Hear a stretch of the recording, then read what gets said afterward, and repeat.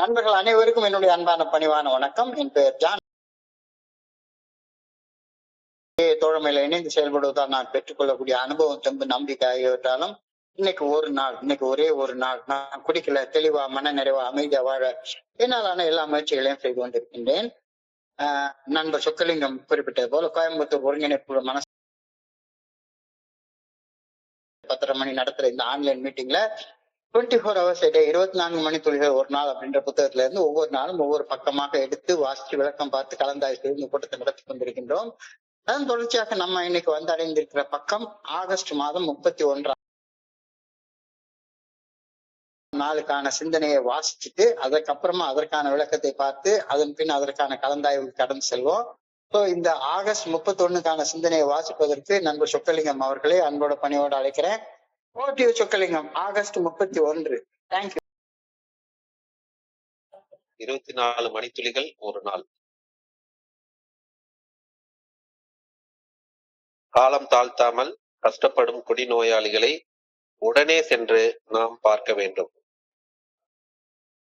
கஷ்டத்தின் சுமைகள் இருக்கும்போது ஏஏ தோழமையின் நற்செய்தி குடிநோயாளிகளின் காதில் சுலபமாக கேட்கும். தனியாக இருக்கும் தருணங்களில் அவர்களை சென்று சந்திக்க வேண்டும். குடிநோயால் நீங்கள் பட்ட கஷ்டங்களை போதுமான அளவு மனம் திறந்து எடுத்து சொல்ல வேண்டும். அவ்வாறு பகிர்வது அவர்களை வாய் திறந்து பேச வைக்கும். அவர்கள் பேச தயக்கம் காட்டினால் மது உங்களுக்கு நிகழ்வித்த தொல்லைகளை மனம் திறந்து சொல்லுங்கள். உங்களது பகிர்வு பிரசங்கம் செய்வது போலவோ அல்லது அந்த குடிநோயாளியை விட உயர்ந்தவன் என்று பகிருங்கள். உங்களுடைய குடி நாட்களில் நாடகங்கள் முழுவதையும் பகிர்ந்து கொண்ட பின்னர் குடிநோய் குறித்தும் நீங்கள் ஒரு குடிநோயாளி என்ற உண்மையையும் அவருக்கு உண்மையுடன் தெரிவியுங்கள். உங்களது நோயை பகிருங்கள். என்னை குறித்து புதிய நண்பர் ஒருவரிடம் பகிர நான் தயாராக உள்ளேனா? இன்றைக்கான தியானம். என் சக மனிதர்களுக்கு பணி செய்ய குற்றம் காணவோ, குறை கூறவோ, திட்டவோ, தீர்ப்பிடவோ நான் முயற்சிக்க கூடாது. என் சக மனிதர்களுக்கு திறம்பட பணி செய்வது என் உணர்வுகளை மட்டுமே அடங்கியுள்ளது.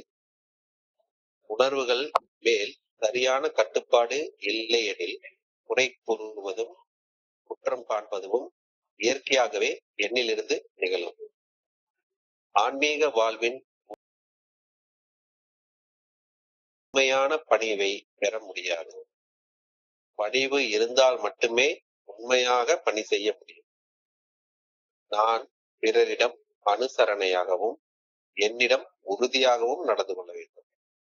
அவ்வகையால் என்னால் பணி செய்ய முடியும். இறையருள் பேராற்றல் தனது திட்டத்தை செயலாற்ற என்னை தேர்ந்தெடுத்துக் கொண்டமைக்கு நான் தனியாக அங்கீகாரம் தேடலாகாது.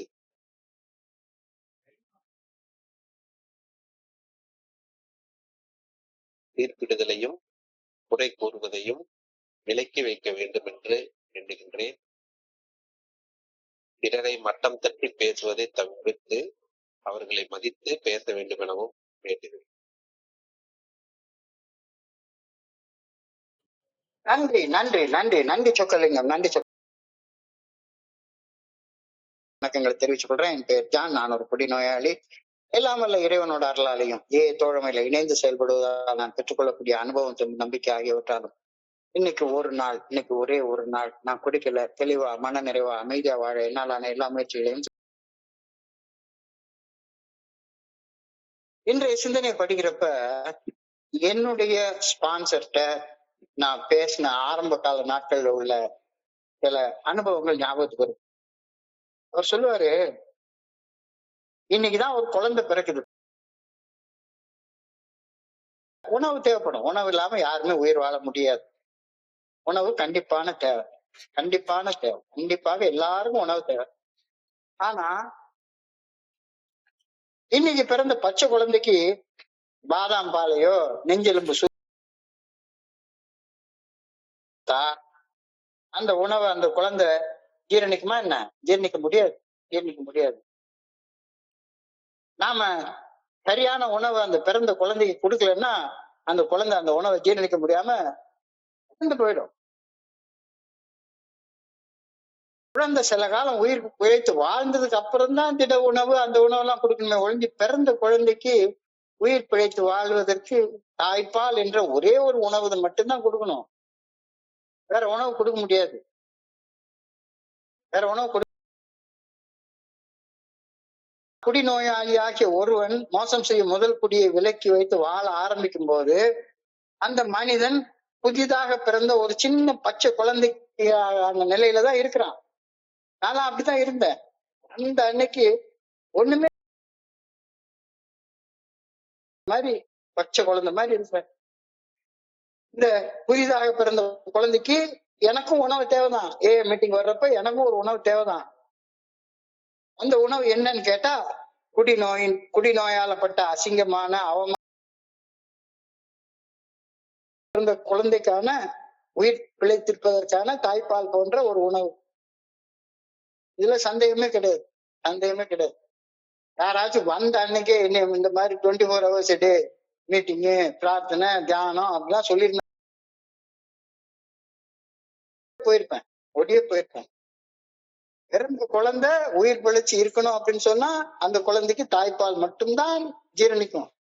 வேற உணவுகள் ஜீரணிக்காது, வேற உணவுகள் ஜீரணிக்காது. 30 வருடங்களுக்கு முன்னால போது யாராவது இங்கு ஆன்மீக பிரசங்கங்கள்லாம் செஞ்சிருந்தாங்க அப்படின்னா நான் இந்த உலகத்துல உயிர் பிழைச்சி வாழ்ந்து கொண்டு இருந்திருக்க மாட்டேன். அன்னைக்கே செத்து போயிருப்பேன். சத்தியம், சத்தியம். ட்ரங்கலாக்ஸ் அப்படின்றது தாய்ப்பால் போல. ஓபன் மீட்டிங்ஸ் எனக்கு உயிர் பிழைத்து வாழ்வதற்கான இடங்கள். குடிக்கிறதுல இருந்து விலகி வாழ ஆரம்பித்த அந்த முதல் நாள், அந்த முதல் மணி நேரம், குடிக்கலாமா வேண்டாமா குடிக்கலாமா வேண்டாமா அப்படியே உள்ள படபடன்னு ஒரு படபடப்பு, ஒரு நடுக்கம் என்கிட்ட இருந்துகிட்டு இருந்துச்சு. மறுக்கவே முடியாது. அந்த நடுக்கம்ன்றது ஒரு வகையான தாகம், ஒரு வகையான பசி.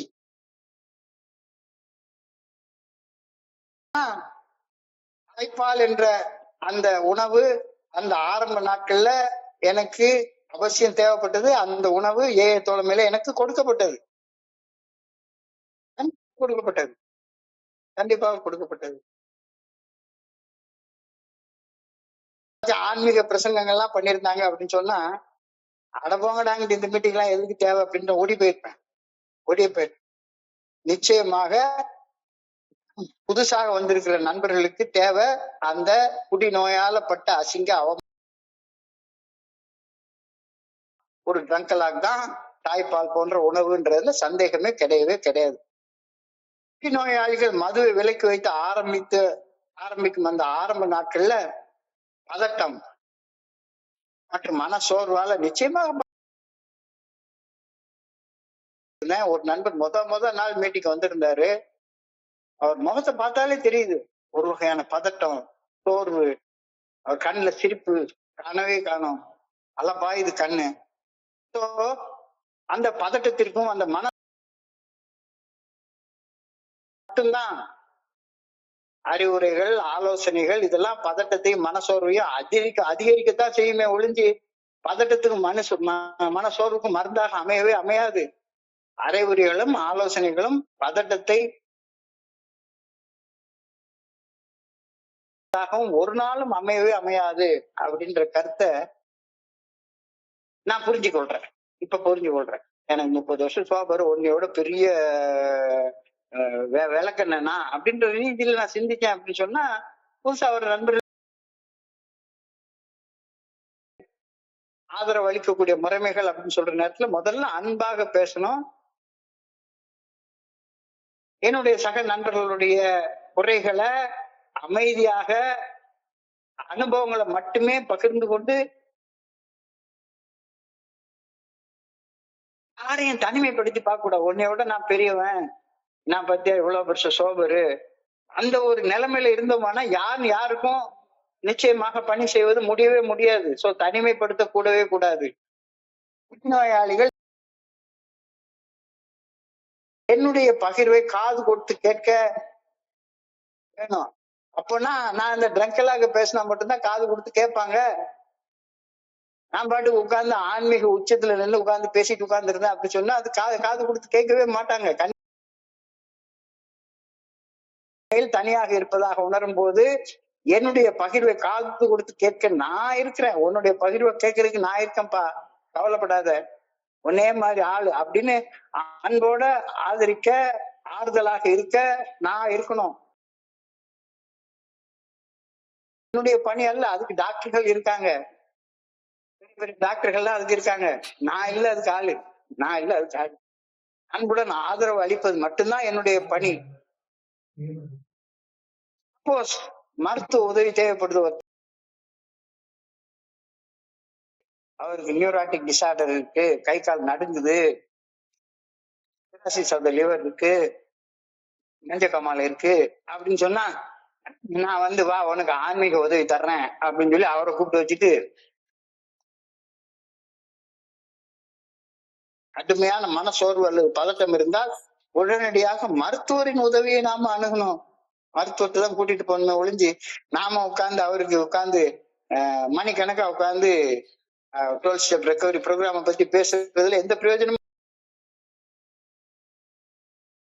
Program anger, anger, loneliness, tiredness. Anger என்பது உடல் சம்பந்தப்பட்டது. ஆல்ட் என்றால் நில், ப்ரொசீட் பண்ணாத, நில்லுன்னு அர்த்தம். அப்ப உடல் நோய்கள் ஏதாச்சும் பிரச்சனை கண்டுபிடிச்சேன்னா உடல் சம்பந்தப்பட்ட நோய்கள் இருக்கிறதா பார்த்து உடலை சரி பண்ணு முதல்ல. கோபம், ஆங்கர் என்பது மனம் சம்பந்தப்பட்டது. மனம் சம்பந்தப்பட்ட நோய்கள் இருப்பதாக, டிப்ரெஷன் இருக்கிறதாக அல்லது சீஸ்னோஃப்ரீனியா இருக்கிறதாக, ஏதாச்சும் ஹாலுசினேஷன்ஸ் இருக்கிறதாக ஒரு குடிநோயாளி சொன்னான்னா உட்கார்ந்து 12 ஸ்டெப் ரெக்கவரி. லோன்லினஸ் என்பது தனிமை உணர்வுல ஒருத்தன் வந்து உட்கார்ந்துட்டு இருக்கான் அப்படின்னு சொன்னா தனிமை உணர்வுக்கு ஒரே ஒண்ணு ஆன்மீக உதவிதான் தேவை. உடல், மனம், ஆன்மீகம். அங்கர் என்பது உடல் சம்பந்தப்பட்டது, ஆங்கர் என்பது மனம் சம்பந்தப்பட்டது. லோன்லினஸுக்கு தேவை. அப்போ ஏதாச்சும் ஒரு கன்சல்டன்ட் கிட்ட கூட்டிட்டு போ, ஒரு கவுன்சிலர்கிட்ட கூட்டிட்டு போ. அப்ப ஒட்டுமொத்தமாக உடல், மனம், ஆன்மா மூன்றும் பாதிக்கப்பட்டு இருக்கிறப்ப ரொம்ப சோர்வாக இருப்பான். அறிவுரையும் ஆலோசனையும் தேவையே கிடையாது. இதை புரிஞ்சுக்கணும் அப்படின்னு சொல்லி சொல்றாங்க. மருத்துவ உதவி தேவைப்பட்டா மருத்துவ உதவி கூட்டிட்டு போ. இதுதான் இன்னைக்கு சிந்தனையுடைய முதல் வரியாக கொடுக்கப்பட்டிருக்கிறது.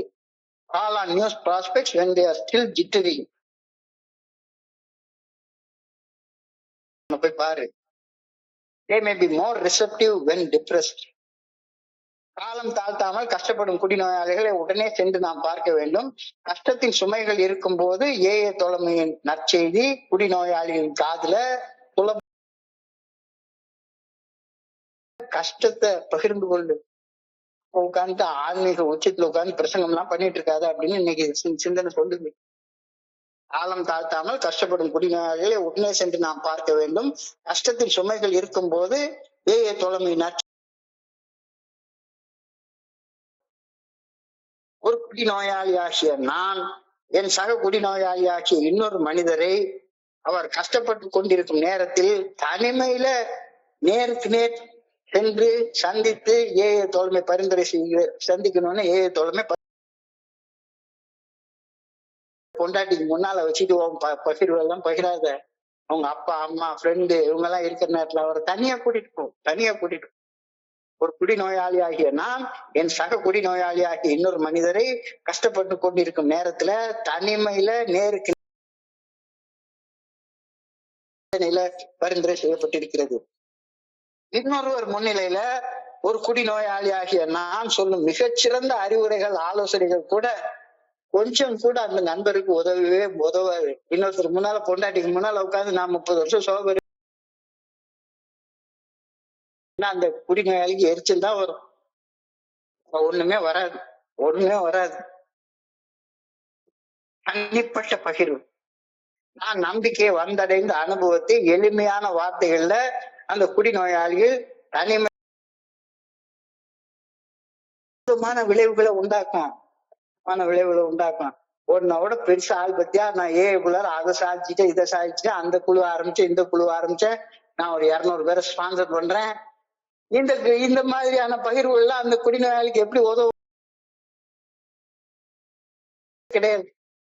நான் நம்பிக்கையை வந்தடைந்த அனுபவத்தை எளிமையான அன்பான வார்த்தைகள்ல ஒரு குடிநோயாளிகிட்ட தனிமையில சந்தித்து நேருக்கு நேர் பகிர்ந்து கொள்வது மிக அற்புதமான விளைவுகளை 2 பேருடைய வாழ்க்கையில உண்டாக்கும். எனக்கும்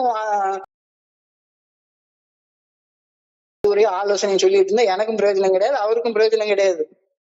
அழகா சொல்லப்பட்டிருக்கிறது.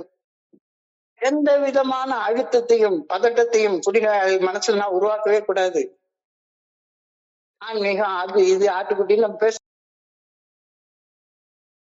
வளர்ந்து ஒரு 90 நாள் ஆனதுக்கு அப்புறமா செய்ய வேண்டிய வேலை.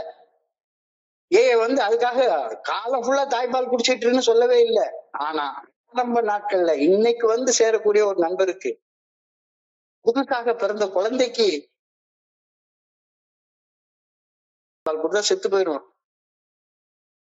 எந்த விதமான அழுத்தத்தையும் ஒரு குடிநோயாளி மனசுல உருவாக்காத கடுமையான விதிகளுக்கு பதிலாக செவி மடுத்தல் மற்றும் அக்கறையின் மூலமாக இறையர் பேராற்றலின் அன்பை பகிர்ந்து கொள்ள வேண்டும். பட்டி போடு, காலை கட்டி போடு இதெல்லாம் கிடையாது. கடுமையான விதிகளுக்கு பதிலாக உன்னுடைய பிரச்சனையை காது கொடுத்து கேட்க நான் இருக்கேன் அப்படின்றது தனியா சொல்லி கூட்டத்துக்கு உள்ளார வச்சுட்டு சொல்லாத. கூட்டத்துக்குள்ளார வச்சுட்டு சொன்னா அந்த கடுமையான விதிகளுக்கு பதிலாக செவி மடுத்தல் மற்றும் அக்கறையின் மூலமாக இறையர் பேராற்றலின் அன்பை நாம பகிர்ந்து கொள்ள வேண்டும் அப்படின்ற கருத்து இன்னைக்கு நமக்கு சொல்லப்படுகிறது. ஒருவர் மற்றவரை பணி செய்தால் அந்த செய்தி உலகமெங்கும் சென்றடையும் அப்படின்னு ஏஐ தோழமை உறுதியாக சொல்கின்றது.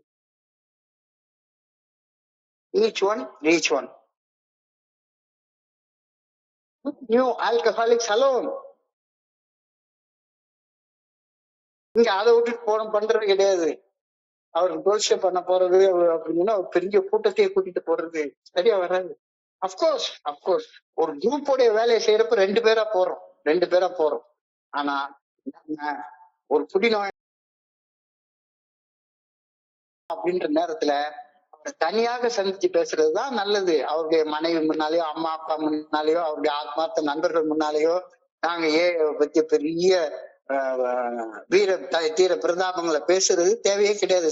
ஆல்கஹாலிக்ஸ்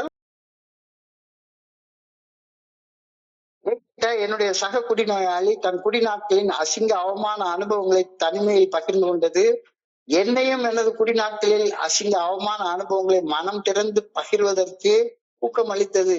உண்மையிலே என்னுடைய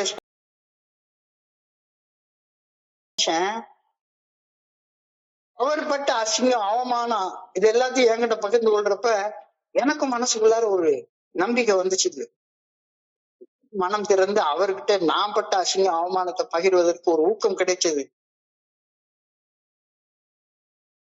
நான் பணி செய்ய நினைக்கும் குடிநோயாளி தன்னுடைய உள்ளத்தின் ஆழத்துல ரகசியமாக ஒளித்து வைத்திருக்கும் அசிங்கமான அவமானமான நினைவுகளை மனம் திறந்து பேச ஊக்குவிக்கும் பொருட்டு தனிமையில அவரோட என்னுடைய ரகசியம்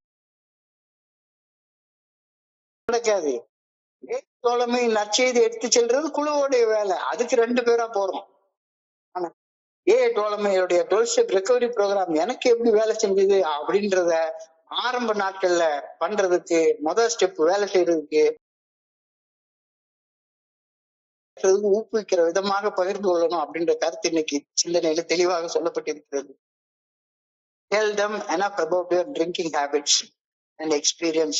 Encourage them to speak of themselves. அந்த மனுஷன் தன்னை பத்தி பேசணும் கிடைக்கும் அந்த ஊக்குவிப்பு. நான் என்னுடைய ட்ரங்கலாக்ஸ மனம் திறந்து பகிர்ந்து கொண்டால் மட்டும்தானே கிடைக்கும். Tell them enough about your drinking habits and experiences to encourage them to speak of themselves. நான் மனம் திறந்து என்ன போல அந்த நண்பனையும் மனம் திறந்து பகிர ஊக்குவிக்கும். இல்லாட்டி போனா ஊக்குவிக்கிறதே நடக்காது. என்கரேஜ்மெண்டே கிடைக்காது. ஸோ என் நண்பர் பகிர விரும்புகையில் சப்போஸ் நான் அந்த என்னுடைய ட்ரங்கலாக்ஸ் எல்லாம் சொல்லிட்டேன். உடனே அந்த நண்பருக்கு மனசெல்லாம் ஒரே இது தன்னுடைய அனுபவத்தை என்கிட்ட பகிரணும் அப்படின்ற ஒரு ஊக்கம் கிடைச்சுதானா, என் நண்பர் என்னோட பகிர விரும்பினால் அந்த வாய்ப்பை தவறாம அவருக்கு கூட நீயே அவர் பேசுவது. என் நண்பன் பகிர விரும்பினால் அந்த வாய்ப்பை தவறாமல் அவருக்கு நான் அளிக்க வேண்டும். அவர் மனம் திறக்கும் வரை பொறுமை காக்க வேண்டும். அவசரப்பட்டு நீ என்ன செஞ்சேன்னு துருவி கேட்க சொல்ற வரைக்கும் பொறுமையாக நீ உன்னுடைய அசிங்க அவமானத்தை சொல்லிக்கிட்டே இரு. ஆத்மத்துல போய் உட்கார்ந்து ஆன்மீக விழிப்புணர்வு, பிரார்த்தனை, தியானம் அதெல்லாம் காலம் செல்ல செய்ய வேண்டிய வேலை. அதெல்லாம் காலம் செல்ல செய்ய வேண்டிய வேலை. அதுதானே பர்த்டேன்னு சொல்றோம். குடிக்காம இருக்கிற முதல் நாள் அது பிறந்த குழந்தை. இந்த பிறந்த குழந்தைகிட்ட போய் உட்கார்ந்து பிரார்த்தனை மற்றும் தியானத்தின் மூலம் நாங்கள் புரிந்து கொண்ட இறைவனும் உள்ளார்ந்த தொடர்பை வளர்த்துக்கணும். அதெல்லாம் பின்னால பாத்துக்கலாம். அதெல்லாம் வேணும், வேண்டாம்னு சொல்லல. கொடு. 90 நாள் அந்த தாய்ப்பால் மட்டும்தான் உணவு. தாய்ப்பால் கொடுக்கலன்னா அந்த குழந்தை செத்து போயிடும். அது மாதிரி ஆரம்பத்துல 90 நாள் ஒரு ட்ரங்க் எல்லாம் கேட்காத எந்த குடிநோயாளியும் செத்து போயிடுவான். திரும்ப போய் குடிச்சிருவான். உட்கார்ந்து பெரிய பண்ணிட்டு உட்கார்ந்துருந்தோம்னா அந்த குடிநோயாளி பாவம் செத்து போயிடுவான். அப்ப நீ உன்னுடைய ட்ரங்கலாக பேச அந்த நண்பருக்கும் தன்னுடைய ட்ரங்கலாக பேசணும் அப்படின்ற ஒரு ஆர்வம் உண்டாகும். ஊக்கம் போட்டு நீயே பேசிட்டே இருக்காத. இப் they are not communicating, suppose பேச விரும்பலன்னு வைங்களேன், இது உன்னுடைய ட்ரங்கலாக்ஸ சொல்லிக்கிட்டே இரு. உன்னுடைய அசிங்கம், அவமானம், இந்த விஷயங்களை சொல்லிக்கிட்டே இரு. If they are not communicative, talk about your the troubles that liquor has caused you.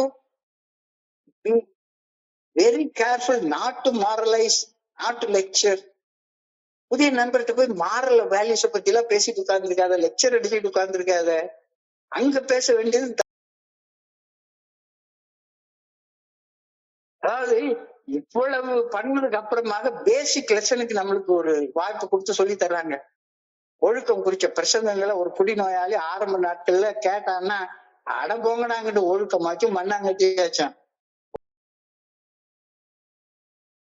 தோணாது. இப்ப ஒழுக்கம் குறித்த பிரசங்கங்கள் ஒரு குடிநோயாளியை ஆரம்ப நாட்கள்ல ஈர்க்காது. எனவே இந்த அம்சத்தில் நாம மிக மிக கவனமாக இருப்பது அவசியப்படுகின்றது அப்படின்ற கருத்து இன்னைக்கு சொல்லப்பட்டிருக்கிறது. இன்றைய சொல்லுது, ஒரு குடிநோயாளி ஆரம்ப நிலையில தாய்ப்பாலின் ஊட்டம் மட்டும்தான் அவனுக்கு வேலை செய்யும். அந்த தாய்ப்பாலின் ஊட்டம் போதுமான அளவு வளர்ந்ததுக்கு அப்புறமாக அடுத்த திட உணவுகளுக்கு போலாம். முதல்ல ட்ரங்கலாக் மட்டும்தான். இதுல மிக கவனமாக இரு அப்படின்ற சிந்தனை இன்னைக்கு கொடுக்கப்பட்டிருக்கிறது. நான் இவ்வளவு நாள் குடிக்காம இருக்கிறேன், நான் தோழமையின் 12 படிகள் அடங்கிய மீட்புடன் செயல் திட்டத்தை கரைச்சி குடிச்சு வாழ்க்கைய அப்படின்ற ரீதியில என்னுடைய பகிர்வுகள் இருந்தால் அந்த நண்பர் என்னால ஈர்க்கப்படவே மாட்டாரு. இதுல மிக கவனமாக இருக்கணும். ஏன்னா this is a program of attraction பறிந்து கொண்டு அந்த நிலையில தேவைப்படக்கூடிய பகிர்வுகளை அந்த நண்பருக்கு கொடுக்கணும். புதுசா பிறந்திருக்கிற ஒரு குழந்தைக்கு தாய்ப்பால் கொடு, இல்ல பசும்பாலாச்சும் கொடு. குளத்துக்கு வாய்க்குள்ள இருக்குன்னு குளத்து செத்து போயிரு, ஜெனிக்க முடியாது.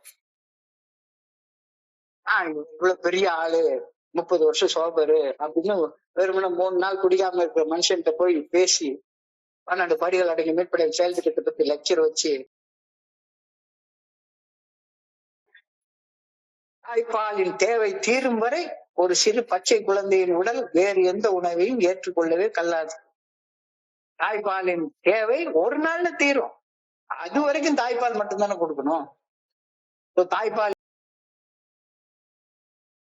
வேறு எந்த உணவையும் ஏற்றுக்கொள்ளாது. வேறு உணவு அந்த குழந்தையின் மரணத்திற்கு வழிவகுக்கும் விஷயமாக அமைந்து விடக்கூடும். மிக ஆன்மீக விஷயங்கள் தான், நல்ல விஷயங்கள் தான், சத்தான உணவு தான். ஆனா அந்த உணவை ஜீரணிக்கிற பக்குவம் அந்த குழந்தையின் மரணத்துக்கு வழிவகுக்கக்கூடிய விஷயமாக அந்த உணவு அமைந்துவிடும் தானே. அது போல ஒரு குடிநோயாளி அவரது ஆரம்ப நாட்கள்ல கூறப்படும் அறிவுரைகள், ஆலோசனைகள் இதெல்லாம் அந்த குடிநோயாளிய மனசு ஏற்றுக்கொள்ளவே கொள்ளாது, கொடுக்காது அப்படின்னு தெளிவாக இன்னைக்கு சிந்தனையில கொடுத்திருக்கிறாங்க. ஆரம்ப நாட்கள்ல அந்த குடிநோயாளிக்கு தேவைப்படுவதெல்லாம் குடிநோயின் கொடூர அனுபவம் பகிர்வுகள் மட்டும்தான், வேற ஒண்ணுமே வேண்டாம். அந்த குடிநோயாளியின் மனம் அந்த அனுபவம் ஜீரணிச்சு ஏற்றுக்கொள்ளும், வேற எந்த உணவும் ஏற்றுக்கொள்ளாது. சோ 90 நாள் 90. அதனாலதான் ஏஏ தோழமையின் திறந்த கூட்டங்கள்னு வச்சுக்கிறோம். இப்ப இந்த கூட்டம்லாம் ஏஏ தோழமையின் திறந்த கூட்டம் கிடையாது, இதெல்லாம் க்ளோஸ் மீட்டிங். நாம இங்க ரொம்ப டீப்பான ஸ்பிரிச்சுவல் இப்பவுமே இந்த சிந்தனை முடிஞ்சு தியானத்துக்கு போறப்ப பல ஆழமான தியான விஷயங்கள் சொல்லப்பட்டிருக்கின்றன. அதெல்லாம்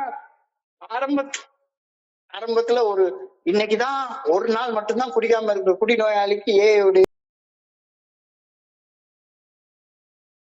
when a new prospect sees you as an alcoholic, someone should describe you as an alcoholic and tell them how you learned you were sick.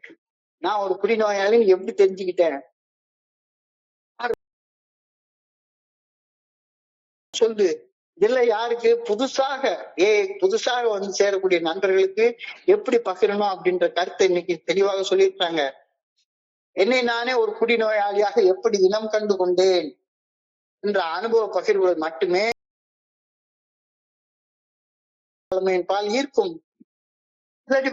தலைமை ஓடியே போயிடுவாங்க. இந்த ஆரம்ப ஊட்டம், இந்த ஆரம்ப ஈர்ப்பு இல்லாமல் எந்த ஒரு குடிநோயாளியும் ஏஏ தோழமை பரிந்துரைக்கக்கூடிய பிற ஊட்டங்களை பெறும் ஈர்ப்பை பெறுவது சாத்தியமே. ஏஏ தோழமையின் திறந்த நிலை கூட்டங்கள் என்னைக்குமே ஓபன் ஷேரிங் மட்டும்தான்.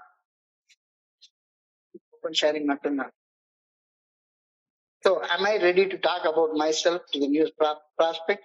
Am I ready to talk about நண்பரிடம் என்னை குறித்தும் என்னுடைய குடிநோய் குறித்தும் என்னுடைய குடிநோயின் அசிங்க அவமான அனுபவங்களை பற்றியும் பேசுறதுக்கு நான் தயாராக இருக்கிறேனா? இல்ல நான் ரெக்கவர் ஆயிட்டேன், ஐ எம் ரெக்கவர்ட் ஆல்கஹாலிக், குணம் அடைஞ்சிட்டேன் நிலைமையில நான் இருக்கிறேனா?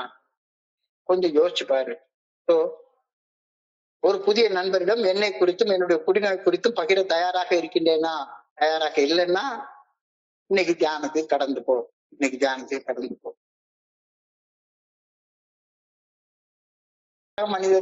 மனிதர் ஒருவருக்கு மேலாக கருதி கொண்டு அவர்கிட்ட குறை மேல குறை கண்டு அவருடைய செயல்கள குற்றத்தை கண்டுபிடிச்சு நீ இவ்வாறு இருந்திருக்க வேண்டும், நீ அவ்வாறு இருந்திருக்கணும், இதை நீ செஞ்சிருக்கணும், இதை செஞ்சிருக்க கூடாது அப்படின்னு அவரு நான் பேசிக்கிட்டே இருந்தேன்னா இந்த நண்பருக்கு நான் எப்படி பணி செய்ய முடியும்? சின்ன கேள்வி. நான் என்னையே என்னுடைய சக மனிதர் ஒருவருக்கு மேலாக கருதி கொண்டு நான் 30 வருஷம் குடிக்கல, நான் அதை செஞ்சிருக்கேன், இதை செய்யல, அதை செய்யல அப்படின்னு அவர் மேல குறை கண்டுபிடிச்சு அவர் செயல்கள்ல குற்றம் கண்டுபிடிச்சு நீ இவ்வாறு இருந்திருக்கணும், அவ்வாறு இருந்திருக்கணும், இதை செஞ்சிருக்கணும், இதை செஞ்சிருக்க கூடாது அப்படின்ற வகையில அவருக்கு ஜட்ஜ்மெண்டலா பேசிட்டு இருந்தேன் அப்படின்னு சொன்னா என்னால அந்த ஆளு. இதுதான் இன்னைக்கு தியானத்துடைய முதல் கேள்வி. பணி செய்து கிடக்க பணிவு தேவை. பணிவு இல்லாத மனிதர்களால பணி செய்ய முடியவே முடியாது. சர்வீஸ் பணி செய்யணும்னா என்ன தேவை? பணிவு தேவை. பணிவு இல்லாத மனிதர்களால சர்வீஸ் பண்ணவே முடியவே முடியாது. பணி செய்து கிடக்க பணிவு தேவை. என் கடன் பணி செய்து கிடப்பதுவே. அந்த பணி செய்து கிடக்கிறதுக்கு பணிவு தேவை. பணிவு இருக்கும்போது மட்டும்தான் பணி செய்ய முடியும். நான் என் சக செயல்கள்ல குறை கண்டுபிடித்து அவர் மேல பழி சுமத்திட்டு அவரை பிளேம் பண்ணிட்டே உட்கார்ந்து இருந்தேன் அப்படின்னா அவருக்கு எப்படி நான் பணி செய்ய முடியும்? அவருக்கு நான் எப்படி பணி செய்ய முடியும்? பணி செய்வது சாத்தியப்படவே படாது. என் சக மனிதர் ஒருவருக்கு பணி செய்வது அந்த மனிதர் மேல் அதிகாரம் செலுத்தி மேலாதிக்கம் செலுத்தி இப்படி இரு அப்படி இருன்னு ட்ரீட்மெண்ட் சென்டர்ல கையை காலை கட்டி போட்டு எல்லாம் பண்ணுவாங்களா? அந்த மாதிரி உபதேசம் எல்லாம் பண்ணாத. அவர் மேல் என்னுடைய விரக்தியை வெளிப்படுத்த கூடாது. நானே சோர்ந்து போய் எரிச்சலா வருது, என்னுடைய எரிச்சலை தான் அவனுக்கு வெளிப்படுத்துறேன். நான் ஒண்ணும் செய்யல. ஒண்ணு செஞ்சிருந்தேன் அப்படின்னு சொன்னா நான் பணி செய்யறதுக்கு வருவேன். தோழமை 12 படிகள் அடங்கி மேற்கொள்ள செயல் திட்டத்தை வாழ்க்கையாக வாழ்ந்து அந்த பணிவுன்றதை நான் வளர்த்து கொள்ளலைன்னா பணி செய்யற அப்ப நான் என்ன சொல்லுவேன்? இவனெல்லாம் உருப்படவே மாட்டான் அப்படின்னு ஜட்ஜ்மெண்ட் எல்லாம் தான் நான் பேசுவேன். இவனெல்லாம் உருப்படவே மாட்டான்.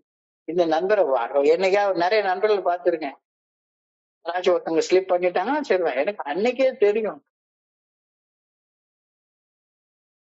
இவன் அதை செய்யல இதை செய்யல எல்லாம் செஞ்சிருந்தாதான் அப்படின்னு சும்மா ஜட்ஜ்மெண்ட் எல்லாம் பேசுறது வேண்டவே வேண்டாம் அப்படின்னு சிந்தனையில தியானத்துல கொடுக்கப்பட்டிருக்கிறது. நான் பணி செய்ய இருக்கும் மனிதர்களது தவறுகளை சுட்டி காட்டுவதற்கு பதிலாக அந்த மனிதர் நலமடைந்து வரணும் அப்படின்ற நல்ல எண்ணத்தை மட்டும்தான் பகிர்ந்து கொள்ளணும். என்னால முடியும் தம்பி, என்னால முடியும் தம்பி, வா வா அப்படின்ற அந்த ஊக்கம் மட்டும்தான் கொடுக்கணும் அப்படின்ற கருத்தை நீ சொல்றது. நான் பணி செய்வதற்கு எனக்கு செய்ய முடியாது. நான் உட்பட மனிதர்கள் எல்லாருமே தவறு செய்ய ஏதுவானவர்கள் என்பதை நினைவில் கொண்டு பணிவோடு இருக்க வேண்டும். இப்ப நான் மட்டும் என்ன இத்தனை வருஷம் சோபரா இருந்துட்டு தப்பே செய்யாமலா இருந்துருப்பீங்க? உண்மையிலேயே நான் சொல்றேன், இப்ப நேத்து 9 நாள் புனிதமான மௌனத்துல தனிமையில உட்கார்ந்து இருக்கிறது. எனக்கு யாரும் பாடம் எல்லாம் சொல்லி கொடுக்கல. நான் பாடம் கத்துக்கலாம் போல, பயிற்சி பண்றதுக்கு தான் போனேன். நானும் தவறு செய்ய ஏதுவான மனிதன். Not to give away criticism, blame, or judgment of others when you are trying to help them. என் சக மனிதர்களுக்கு பணி செய்ய முயற்சிக்கும் போது அவர்களிடம் குற்றம் காணவோ குறை கூறவோ திட்ட சும்மா உட்காந்து டஃப் லவ் காட்டுற அப்படின்னு சொல்லிட்டு திட்டுறது, அவனை கொடுத்துற வகையில பேசுறது, வார்த்தைகளை பேசுறது, அவனை கூனி குறுக்க வைக்கிறது. என் சக மனிதருக்கு பணி செய்ய முயற்சிக்கும் போது அவர்கள் நான் முயற்சிக்கவே கூடாது. Try not to give way to criticism, blame, or judgment of others when you are trying to help them. இந்த இடத்துல ஹெல்ப்னா உதவி இல்லை, பணி பணி பணி பணி செய்வதற்கு பணிவு தேவை. என் சக மனிதர் திட்டவோ தீர்ப்பிடவோ நான் முயற்சி செய்யவே கூடாது. என் உணர்வுகளை திறம்பட கையாளும் யுக்தியை அறியாத பட்சத்துல என்னால பணி செய்து கிடப்பது சாத்தியப்படவே கூடாது. எனக்கே என்னுடைய உணர்வுகளை கட்டுப்படுத்த பக்குவம் வரல, கோபம் வருது அப்படின்னா என்னுடைய உணர்வுகளே திறம்பட கையாளக்கூடிய யுக்தி எனக்கு தெரியல அப்படின்னு சொன்னா நான் எப்படி பணி செய்து கிடப்பது? எப்படி பணி செய்ய முடியும்? Effectiveness in helping others depends upon concentrating on myself. என் சக மனிதர்களுக்கு திறம்பட பணி செய்து கிடப்பது என்னுடைய உணர்வுகளை கட்டுப்படுத்திக் கொள்வதில் மட்டுமே அடங்கியுள்ளது. என்னுடைய உணர்வுகளை கட்டுப்படுத்த முடியாத மனுஷன் 50 வருஷம் சோபர் அப்படின்னு சொல்லிட்டு வாழ் பக்குவத்தில் உள்ள மனுஷனால பணி செய்ய முடியுமா? அவ்வளவு காட்டுற மனுஷனால பணி செய்ய முடியாது அப்படின்னு தெளிவாக இன்னைக்கு சிந்தனையில கொடுக்கப்பட்டு இருக்கிறது. Effectiveness in helping others depends on the concentrating of myself. சக மனிதர்களுக்கு மட்டுமே அடங்கி உள்ளது. என்னுடைய உணர்வுகள் மேல் எனக்கு சரியான கட்டுப்பாடு இல்லாத பட்சத்துல ஆட்டோமேட்டிக்கா என்ன சொல்லுவேன்? குறை சொல்லுவேன், குற்றம் சொல்லுவேன். அது இயல்பாக என்கிட்ட இருந்து வெளியே வரும். I may be swept away by a temporary I keep a tight rein in my emotions. என்னுடைய உணர்வுகளை என் கட்டுப்பாட்டுக்குள்ளார வச்சுக்கொள்ள தெரியாத நிலையில நான் இருக்கிறப்ப நான் எப்படி என்னுடைய சக மனிதர்களுக்கு ஏதாவது பணி செய்ய முடியும்? கட்டுப்பாட்டுக்குள்ளார இல்ல. சர்ன்னு கோபம் வருது, பயம் வருது, காமம் வருது, பொறாம வருது, சந்தேகம் வருது. இது வந்துகிட்டே இருக்குது அலை போல அப்படின்னு சொன்னா, நான் என்னுடைய உணர்வுகளை என்னுடைய கட்டுப்பாட்டுக்குள்ளார வைத்துக் கொள்ள தவறுற பட்சத்துல என்னால எப்படி swept away by a temporary natural urge to criticize or blame unless I keep a tight rein of my emotions. மனசாட்சிக்கு பணிஞ்சு மனசாட்சி ஊர்க்கும் செயல்களை செய்யாமலும் மனசாட்சி சரியென இந்த பணிவு எனக்கிட்ட இல்லைன்னா என்னால பணி செய்ய முடியுமா? சர்ன்னு கோபம் வருது, கோபத்துல கெட்ட வார்த்தை வருது. 25 வருஷம் சோபர்னு சொல்லிக்கிறாங்க, ஆனா கெட்ட வார்த்தை பேசுறது கூட விட முடியாத பணிந்து மனசாட்சி உறுப்பும் செயல்களை செய்யாமலும் மனசாட்சி சரியென கொள்ளும் செயல்களை செய்து வாழும் மனிதர்களே பணிவான மனிதர்கள். பணிவுடன் வாழாத மனிதர்கள் ஆன்மீக வாழ்க்கையை வாழ்வது சத்தியமா முடியவே முடியாது. சாத்தியமே சாத்தியப்படும் அப்படின்றது இன்னைக்கு தியானத்துல கவனத்தை குவிச்சு சிந்திப்பதற்காக நமக்கு கொடுக்கப்பட்டிருக்கிறது. பணி உள்ள மனிதர்கள் மட்டும். இல்லாட்டி போனா உட்கார்ந்து பிரசங்கம் பண்ணிட்டே உட்கார்ந்துருப்பேன். அலசி வேற அலசி ஆராய்ச்சி அதெல்லாம் பண்ணு உன்னுடைய ஆன்மீக அனுபவத்தை எல்லாம் கொட்டிட்டு உட்கார்ந்து இருக்காது. இது பிறத்த குழந்தை. இப்பதான் ஏக்கு வந்து 2 நாள் ஆச்சு, 4 நாள் ஆச்சு.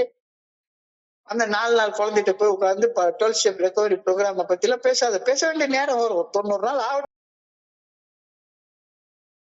இந்த நாள் வந்து ஸ்டெப்பை பத்தி ஆழமா சொல்லிக் கொடு. ஸ்டெப்பை பத்தி ஆழமா சொல்லிக் கொடு. பணிவு இருந்தால் மட்டுமே பணி செய்து வாழ்வது சாத்தியப்படும். பணிவு மட்டுமே ஆன்மீக வாழ்க்கை வாழ்றதுக்கான மன உறுதியை எனக்கு கொடுக்கும்.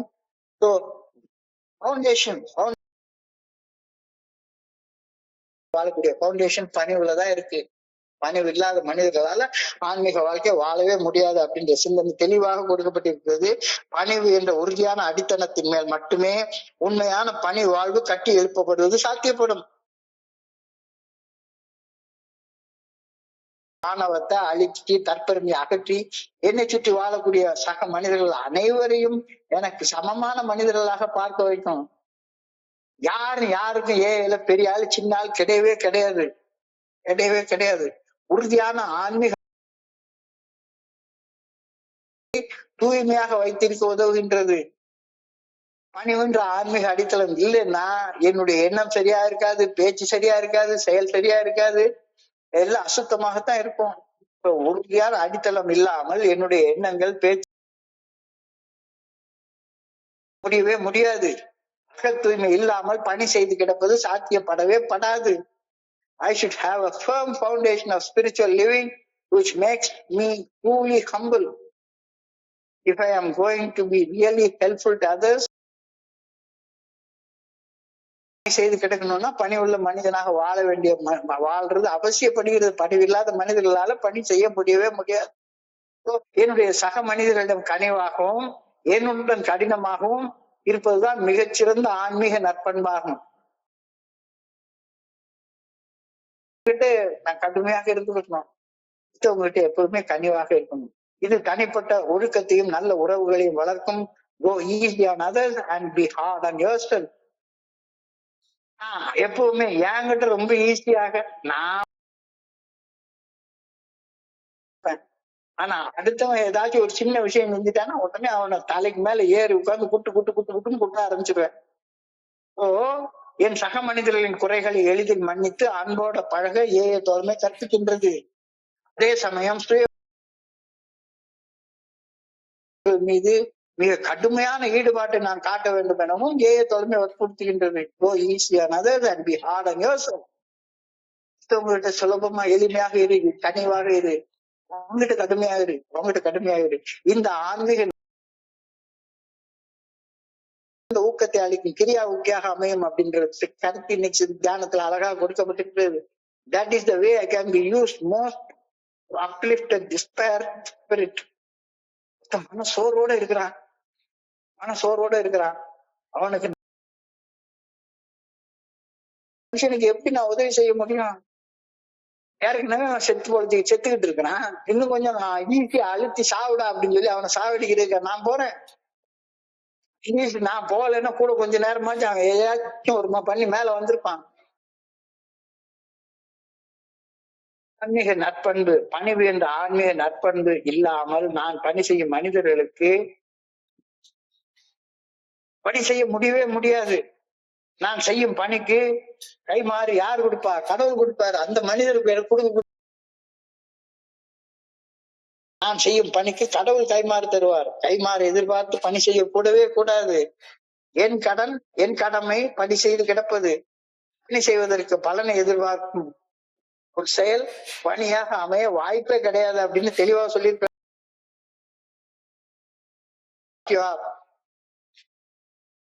used by God to accomplish. கடவுள் சில செயல்கள் செய்யணும்ன்ற கடமை எனக்கு கொடுத்திருக்கிறாரு. கடவுள் எனக்கு கொடுத்த கடமையை நான் செய்யறதுக்கு மனிதர்கள்ட்ட இருந்து பலன்களை எதிர்பார்க்காத. இறையர் பேரா நான் தனியாக அங்கீகாரம் தேடவே கூடாது. ரொம்ப அழகாக சிந்தனையை கொண்டாந்து முடிச்சிருக்காங்க. So I pray that I may try to avoid judgment and criticism. தீர்ப்பிடுதலையும் குறை கூடுதலையும் விலைக்கு வைக்க வேண்டும். May always try to build up instead of tearing down on them. பிறரை மட்டம் தட்டி பேசுவதை தவிர்த்து அவர்களை மதித்து பேச எப்பவுமே கத்துக்கணும். யாராக இருந்தாலும் சரிதான், இன்னைக்கு வந்தவங்களா இருந்தாலும் சரிதான். அவங்க கிட்ட நான் பெருசா அந்த 12 படிகள் அடங்கி மீட்பிடம் செயல்திட்டத்தை வச்சு அவங்க கிட்ட போய் உட்காந்து புக்கு காட்டி என்னுடைய அறிவு ஜீவித்தனத்தை காட்டுறது வேண்டவே வேண்டும். பிறரை மட்டம் தட்டி பேசுவது பேச வேண்டும் என ஆண்டவா உண்மை பணியோடு வேண்டிக் கொள்கிறேன். இந்த சிந்தனையோட முடியுது. இன்றைய சிந்தனையை சுருக்கமாக ஒரு 5 நிமிடங்கள்ல பார்ப்போம். குழந்தைக்கு தேவை தாய்ப்பால். எந்த குழந்தைக்கு தேவை தாய்ப்பால். நெஞ்செலும்பு சூப்பையோ அல்லது நெய் போட்டு பிசைஞ்ச பருப்பு சாதத்தையோ பிறந்த குழந்தைக்கு வாயில ஊட்டி விட்டா அந்த உணவை ஜீரணிக்க முடியாம அந்த குழந்தை செத்து போயிடும். அது போலதான் குடிநோயாளியாக இருந்துட்டு இன்னைக்கு பேச வேண்டிய ட்ரங்கலா தான் அந்த மனுஷனுக்கு கொடுக்கக்கூடிய தாய்ப்பால். அந்த மனுஷன் ஆன்மீக உச்சத்துல நின்று சத்தான விஷயங்கள் நல்ல விஷயங்கள்னு சொன்னேன்னா அந்த விஷயங்களை ஜீரணிக்க முடியாம நான் கொடுக்கக்கூடிய உணவே அந்த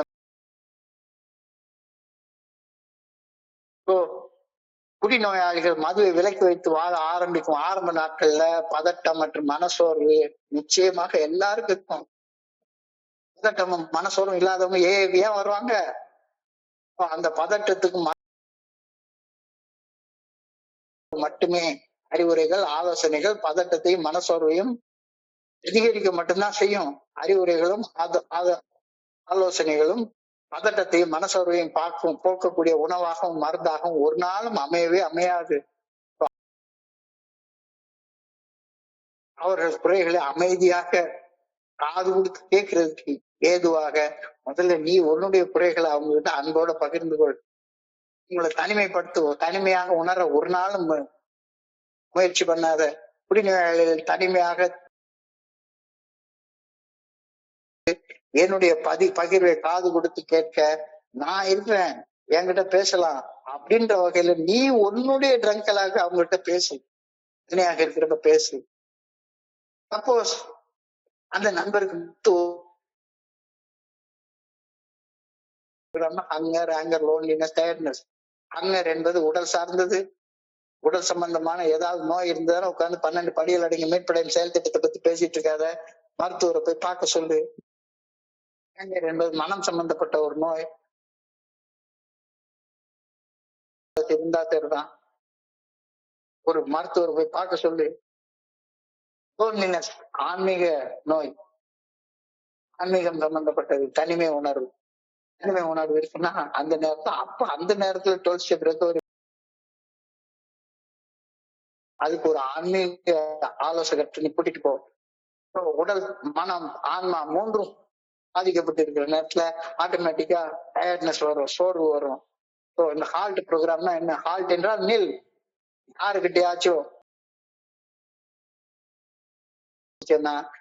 தகுந்த விஷயங்கள்ல நீ இது பண்ணு. Call on new prospects when they are still jittery. They may be more receptive and depressed. ஒரு கஷ்டப்படும் குடிநோயாளி இஷ்டத்தில் சுமைகள் இருக்கும்போது தோழமை நற்செய்தி வெகு சுலபமாக அவங்க காதுகள்ல ஏறும். அப்ப இன்னொன்னு அழகா சொல்லியிருக்காங்க, யார் முன்னாலே வச்சு குடிநோயாளியே சந்திக்காத. யார் நியூ ஆல்கஹாலிக்ஸ் அலோன் நீயாக போய் பாரு. Each one reach one, each one reach one. என்னவன் சக குடிநோயாளி தன் குடிநோயின் அசிங்க அவமான அனுபவத்தை தனிமையில் பகிர்ந்து கொண்டது. என்னையும் எனது குடிநோயின் அசிங்க அவமான செஞ்சாரு. என்னுடைய அசிங்க அவமானத்தை அவர் கேட்கவே இல்லை. அவருடைய ட்ரங்கலாக பேச பேச பேச பேச இந்த மனுஷனை நம்பலாம், நம்மளுடைய ட்ரங்கலாகி அவர்கிட்ட பேசலாம் அப்படின்ற ஊக்கம் எனக்கு கிடைச்சது. எனவே இப்ப சோபரு நான் என்னுடைய ட்ரங்கலாகலாம் நான் பேச மாட்டேன், உன்னைய பேசுறதுக்காக நான் ஊக்குவிக்க மாட்டேன் அப்படின்னு அடம் பிடிக்காத. குடிநோயின் அசிங்க அவமான நினைவுகளை மனம் திறந்து பேச ஊக்குவிக்கும் பொருட்டு நண்பர்கிட்ட பேசு. Tell them enough about your drinking habits and experiences to encourage them to speak of themselves. Suppose அவங்களுக்கு அப்படி பேச விருப்பம் வரல அப்படின்னு சொன்னா, விருப்பம் வரல வரைக்கும் இருந்துதான் ஸ்டெப் 2க்கு போக முடியும். ஒண்ணு செஞ்சு முடிக்காம ஸ்டெப் 2ல ஏற முடியாது. If they are not willing to talk, if they are not communicative, நீ உன்னுடைய ட்ரங்கலா செஞ்சது ஒழுக்க பிரசங்கங்கள், லெக்சர் அதெல்லாம் கொடுக்காத. ஒழுக்கம் கொடுத்த பிரசங்கங்கள் ஒரு குடிநோயாளின் ஆரம்ப நாட்கள்ல ஈர்க்காது. எனவே இந்த அம்சத்துல மிக மிக கவனமாக கவனம் வரை ஒரு சிறு பச்சை குழந்தை, அந்த குழந்தையோட உடல் வேறு எந்த உணவையும் ஏற்றுக்கொள்ளாது. வேறு உணவு அந்த குழந்தையின் மரணத்துக்கு வழிவகுக்கும் விஷமாக மாறிவிடும். நீ பெரிய லெக்சர் பண்றது நல்ல விஷயங்களாக இருக்கலாம், ஆனா அந்த நல்ல விஷயங்களே பிறந்த. அது போல ஒரு குடிநோயாளி அவருடைய ஆரம்ப நாட்கள்ல கூறப்படக்கூடிய அறிவுரைகள், ஆலோசனைகள் அந்த குடிநோயாளிகள் மனசு கொள்ளவே கொள்ளாது. வந்து சேர்ந்துக்கிற 2 நாள் ஆயிருக்குது, அவர்கிட்ட போய் உட்கார்ந்துட்டு நீ உட்கார்ந்து பெரிய ஆரம்பத்து நாட்கள்ல அந்த குடிநோயாளிக்கு தேவைப்படுவதெல்லாம் குடிநோயின் கொடூர அனுபவங்கள் பகிர்வது மட்டும்தான். அந்த குடிநோயாளியுடைய மனம் அந்த அனுபவ பகிர்வுகள் மட்டுமே, அந்த அனுபவ பகிர்வுகள் என்ற தாய்ப்பாலை மட்டுமே, என்னை நானே ஒரு குடிநோயாளியாக எப்படி இனம் கொண்டு கொண்டேன் என்ற அனுபவ பகிர்வுகள் மட்டுமே ஒரு குடிநோயாளியை ஈர்க்கும். நான் ஆரம்பத்துல என்னுடைய ஸ்டேட்டஸ் எல்லாத்தையும் விட்டுட்டு கீழே இறங்கி பணி செய்யறதுக்கு தயாராக இருக்கிறேனா? நியூ ப்ராஸ்பெக்ட், ஒரு புதிய நண்பரிடம் என்னை குறித்தும் என்னுடைய குடிநோய் குறித்தும் பகிர தயாராக இருக்கின்றேனா? இல்லைன்னா எனக்கு பணிவு இல்லைன்னு தானே அர்த்தம். நான் என்னையே என்னுடைய சக மனிதர் ஒருவருக்கு மேலாக கருதி கொண்டு நீ இப்படி இருந்திருக்கணும், நீ அப்படி இருந்திருக்கணும், நீ இப்படி செஞ்சிருக்க கூடாதுன்னு அறிவுரை சொல்லிக்கிட்டு நீ இதை செய்யணும் அதை செய்யணும் அப்படின்னு உட்கார்ந்து வெறுமன புத்தகத்தை மட்டுமே எடுத்து வாசிட்டே இருந்தேன் அப்படி சொன்னா என்னால பணி செய்ய முடியாது அப்படி சொல்றாங்க. பணி செய்து கிடக்க நான் என் சக மனிதர்கள் ஒரு செயல்களில் குறை கண்டுபிடித்து அவர் மேல பழி சுமத்திக்கிட்டே உட்கார்ந்து இருந்தேன் அப்படின்னு சொன்னா நான் செய்வதற்கு பேர் பணி கிடையாது, அதுக்கு பேர் வேற என்னவோ. என் சக மனிதர்களுக்கு ஒருவருக்கு பணி செய்து கிடப்பது என்னுடைய முதன்மையான நோக்கம். அதிகாரம் செலுத்தக்கூடாது, அவர் மேல் என்னுடைய விரக்தியை வெளிப்படுத்தக்கூடாது, இவனெல்லாம் எங்கடா உட்பட போறான் அப்படிங்கிற வார்த்தை வாயில இருந்து வரவே கூடாது. நாம் பணி செய்ய இருக்கும் மனிதர்கள் தவறுகளை சுட்டி காட்டுவதற்கு பதிலாக நான் என்னுடைய நல்ல இருக்கும் உன்னை நம்பி அப்படின்ற நம்பிக்கையின் வார்த்தைகள் மட்டும்தான் என் வாழ்க்கையிலிருந்து வெளியே வரணும். Not to give way to criticism, blame, scorn or judgment of others when you are trying to help them. என் சக மனிதர்களுக்கு பணி செய்ய முயற்சிக்கும் போது அவரிடம் பண்ணவே கூடாது. எனக்கே என்னுடைய உணர்வுகளை திறம்பட கையாளும் யுக்தியை தெரியாது இருக்கிறப்ப என்னால எப்படி பணி செய்ய முடியும்? Effectiveness in helping others depends upon centering on myself. என்னுடைய உணர்வுகளை கட்டுப்படுத்த மட்டும்தான் திறம்பட பணி செய்து கிடக்க என்னால முடியும். என்னுடைய உணர்வுகளுக்கு மேல எனக்கு சரியான கட்டுப்பாடு இல்லாத பட்சத்துல இயல்பாக அடுத்தவங்களை குறை சொல்லிட்டே தான் உட்கார்ந்துருப்பேன். பணிவு இருந்தா மட்டும்தான் மனசாட்சிக்கு பணிந்து மனசாட்சி உறுப்பு செயல்களை செய்யாம மனசாட்சி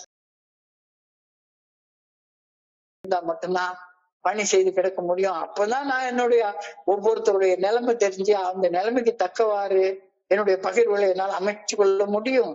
பணிவு என் உள்ளத்தில் உள்ள அகங்காரத்தை ஆணவத்தை அழித்து தற்பெருமையை அகற்றி என்னை சுற்றி வாழும். இல்லாட்டி போனா உன்னையோட நான் பெருசியா 30 வருஷம் சோபரியா நான் பாரு எவ்வளவு பெரிய வேலை செஞ்சுட்டு உட்கார்ந்துருக்கேன் அப்படின்ட்டு ஆணவம் தான் உருவாகும். Go easy on others and hard on yourself. என் சக மனிதர்களிடம் கனிவாகவும் என்னுடன் கடினமாகவும் இது தனிப்பட்ட ஒழுக்கத்தையும் நல்ல உறவுகளையும் உருவாக்கும். ஆனா நான் என்ன பண்ணுவேன், என்கிட்ட ரொம்ப கனிவாக இருந்திருப்பேன், அடுத்தவங்ககிட்ட டஃப்பா இருப்பேன். எனக்கு இந்த ஒண்ணு வாழ்க்கையில புரியாத ஒண்ணுன்னா நான் அடுத்தவங்க மேல டஃப் லவ் காட்டுறேன் அப்படின்னு. அது இல்ல, உன் வேலை டஃப் லவ் காட்டுற வேலை உனக்கு கிடையவே கிடையாது. அது டாக்டர் காட்டட்டும், அம்மா காட்டட்டும், அப்பா காட்டட்டும், பொண்டாட்டி காட்டட்டும்.